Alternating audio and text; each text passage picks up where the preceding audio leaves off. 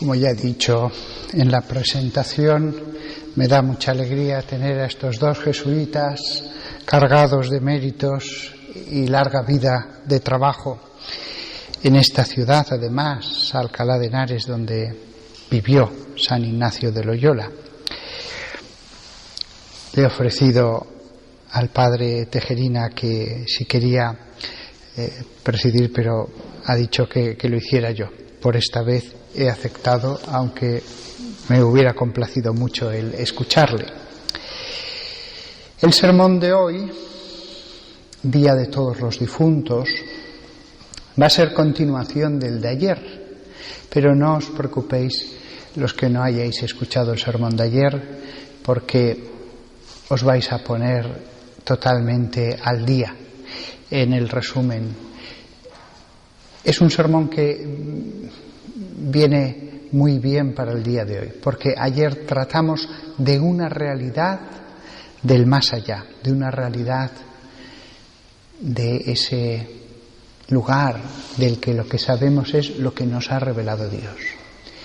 Y una de las cosas que nos ha revelado Dios es que nos la reveló a través de San Juan, que él vio dirigiéndose al monte Sión con Jesús a 144.000 sellados. Ayer explicamos quiénes eran esos 144.000. Eran una categoría especial de personas que habían seguido al Cordero de un modo más intenso, que no se habían manchado con la impureza, que habían vencido a la bestia, han conquistado a la bestia, dice el texto griego. Pero había un misterio en la lista de ayer que es el que vamos a tocar hoy y que viene muy bien para un día de todos los difuntos. Y es que decía en un momento dado de la lista, hablando de los 144.000, decía: de la tribu de Judá 12.000 sellados, de la tribu de Rubén 12.000 sellados, de la tribu de Gad 12.000 sellados, y así hasta llegar a la tribu más pequeña, la de Benjamín. De allí salen los 144.000. Pero yo, que tantas veces he leído esa lista, no me había dado cuenta hasta este año. Fijaos, ya que estoy a la mitad de la vida, la Biblia cuántos tesoros tiene de conocimiento. No me había dado cuenta hasta este año de que en realidad no están las 12 tribus de Israel. Faltan dos. Falta la de Manasés, la de Efraín, y se sustituye también otra, y la de Dan también falta, y a cambio se pone de la tribu de José. ¿Qué nos quiere decir el Señor con esto? Después hay otra cosa peculiar. Aunque se nombra a los 12 hijos en el momento de la bendición, después, cuando sale siempre la lista de las tribus, no se menciona ni en el reparto ni en tantísimas cosas a la tribu de Leví, porque tanto cuando se habla del reparto de tierras como de otras cosas, la tribu de Leví, sus tierras se repartían entre las otras 11 tribus. ¿Por qué? Para enseñar Dios que los sacerdotes no tendrían tierra entre sus hermanos, que su lote era Dios. Fijaos qué enseñanza tan bonita. El lote de los levitas es Dios. Y ahí hay una enseñanza para los sacerdotes de la nueva alianza. Si ya los levitas no tenían porción en la tierra de Canaán, los sacerdotes de Jesús, con más razón, no deben tener su corazón en las posesiones de este mundo. Sin embargo, en la lista de los 144.000, allí sí que aparece. Y os puedo asegurar que hay muchas listas de las tribus en la Biblia, y siempre la de Leví se deja por esta razón. Y sin embargo, en la última sí. ¿Por qué? porque así como los sacerdotes no debían tener posesiones en este mundo, sin embargo, sí que tendrán posesión en el más allá. Pero hay otra segunda enseñanza. La tribu de Leví tiene, como he dicho, sus 12.000 escogidos entre los sellados, pero hasta los 144.000 el resto no son. O sea, entre los más escogidos, entre los más santos, los sacerdotes solo serán una parte. Este es el mensaje que nos da esa lista. No dice, y 50.000 fueron de la tribu de Leví. No, solamente una parte. Fijaos qué modo tan elegante de Dios decir a los laicos: vais a estar entre los más altos rangos del cielo, entre los más escogidos.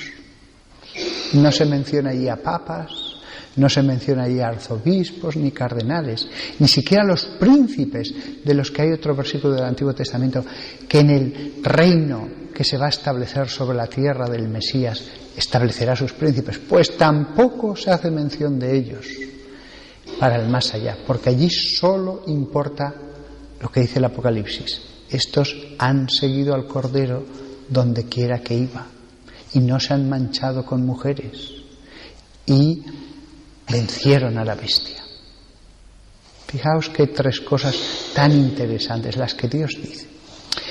Pero el misterio, ¿por qué Efraín no está en la lista, ni Dan? ¿Y por qué se pone a José? Evidentemente, si Dios hace las cosas es por algo.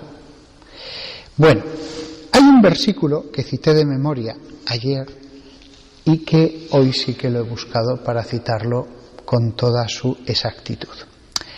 Romanos 2, versículo 29, nos va a dar una luz acerca de lo que nos quiere decir Dios con esta lista de, y de la tribu de tal 12.000, y de la tribu de tal otros 12.000. Dice San Pablo: más bien, la persona que es un judío es el que lo es interiormente, y la circuncisión real es un asunto del corazón. Es algo espiritual, no literal. Luego, la lista que nos da el Apocalipsis, si dice aquí que el judío es el que lo es interiormente, la lista se aplica lo mismo a las tribus. Podemos leer las descripciones de cada tribu en las bendiciones de Jacob cuando estaba en el lecho y pasaron uno a uno y él oró por cada uno y le salió una profecía. Cada tribu es un carácter de una parte de los redimidos. Cada tribu expresa una porción, unas características. No somos todos iguales, cada uno recibirá su premio en el cielo. ¿Y por qué no está la tribu de Efraín? Pues veréis, encontramos lo primero de todo en el libro primero de Reyes, capítulo 12, que cuando llega al trono el hijo de Salomón, los de Efraín, expresamente se dice, los de la tribu de Efraín, que había recibido una tierra que estaba en medio de toda la tierra prometida, una tierra además les habían dado muy fértil, muy rica, pues en ese momento ellos dicen: ¿qué porción tenemos con David? No tenemos herencia con el hijo de Jesé. A tus tiendas, oh Israel. Ahora mira por tu casa, David. E Israel partió a sus tiendas. Es decir, la división, símbolo de las divisiones que iba a haber después en la época de la Iglesia. Los cismas, las herejías que han dividido al pueblo de Dios. Pero todavía ahondó más. No solamente se dividió, sino que Jeroboam se hizo rey de ellos, caudillo, rey, y pensó: si mi gente va a ofrecer sacrificios a la casa del Señor en Jerusalén, entonces el corazón de este pueblo volverá a su Señor. Y entonces, ¿qué manda Jeroboam, el rey de Israel? Hacer ídolos y que los adorasen. Y va a establecer casas en los lugares altos.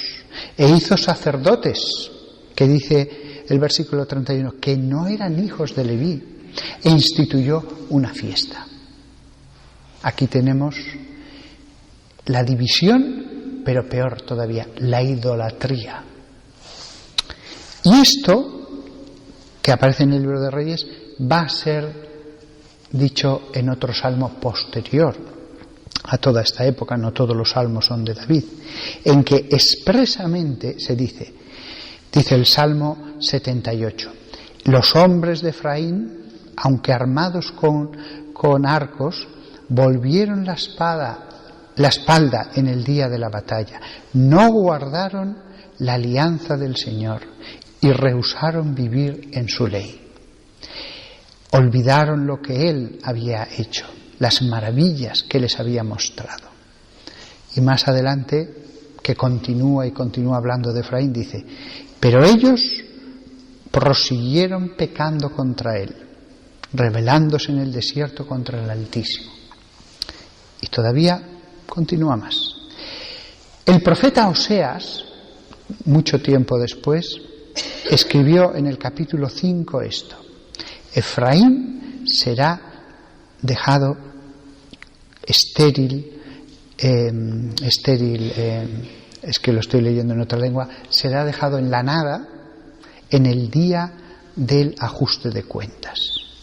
Efraín está oprimido, pisoteado en el juicio, porque ha perseguido a los ídolos. Aquí tenemos la razón por la que en el Apocalipsis la tribu de Efraín no aparece en la lista. La tribu de Efraín no tiene nadie en los 144.000. Lo que nos está queriendo decir Dios de un modo simbólico es: si perseguís a los ídolos, no esperéis después tener parte conmigo. Si perseguís a los ídolos, si me rechazáis, yo os rechazaré. Los otros tenían más pecado, menos pecado, e incluso la tribu de Manasés, como dije ayer, había su patriarca nacido en Egipto y había nacido de madre egipcia. El símbolo es: incluso aquellos que nacen en las peores condiciones, malos padres que les dan malos ejemplos, que podrán acabar siendo santos en la Nueva Jerusalén. Sin embargo, el mensaje con Efraín es: pero si al final perseguís a los ídolos, si os alejáis de mí, si no vivís según mi ley, entonces no estaréis entre los santos.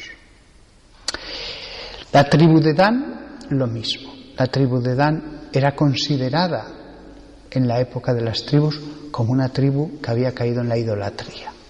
Ayer expliqué un poco más acerca de Dan. Dan representa, en mi opinión, por las palabras de Jacob, a Judas Iscariote, por las palabras que dice en el lecho acerca de esa tribu. Pero acabo con una cosa muy bonita. Es verdad que faltan dos tribus, la de Efraín y la de Dan, pero se sustituye, aparece también la de Leví y aparece también la tribu de José. Y esto sí que es una cosa muy llamativa. La tribu de José sí que no aparecía en las listas, siempre se decía la de Efraín y la de Manasés. ¿Por qué Dios quiso, en el momento en que habla del más allá, del premio, hablar de los 12.000 de la tribu de José? Siguiendo este lenguaje simbólico, yo aquí me parece ver, no lo puedo evitar el verlo, que está elogiando al patriarca San José, que está diciendo: y los devotos del santo patriarca San José, lo mismo que hay unos patriarcas, hijos de Jacob, los 12, hay José, uno de ellos, que es símbolo de San José. Los devotos de San José. Expresamente Dios, lo mismo que aleja a otros de la lista para decir esto no, a él lo pone para decir esto sí, San José. Es una opinión personal, por supuesto. Fijaos qué mensaje tan profundo, bastante desconocido para quizás un hombre del siglo XXI y en esta parte del mundo, pero el que lo escribía era un judío y el que lo escribía conocía perfectamente todas estas cosas. Aquí se ve que era un judío y que nos está hablando con un lenguaje simbólico. Si tantas cosas tan profundas, detalles hay en las parábolas, aquí había escondido Dios un mensaje para que aquellas personas que pesaran sus palabras, las palabras de Dios, encontraran un sermón dentro de esas palabras. Lo que hay que evitar, los sacerdotes, la tribu, los descendientes de San José como patriarca. Que todos nosotros evitemos la idolatría, que los laicos vean que no solo los sacerdotes serán los más santos, ni mucho menos, solo son una tribu. Y por último, San José, la devoción a San José como un patriarca del que todos vosotros podéis haceros hijos.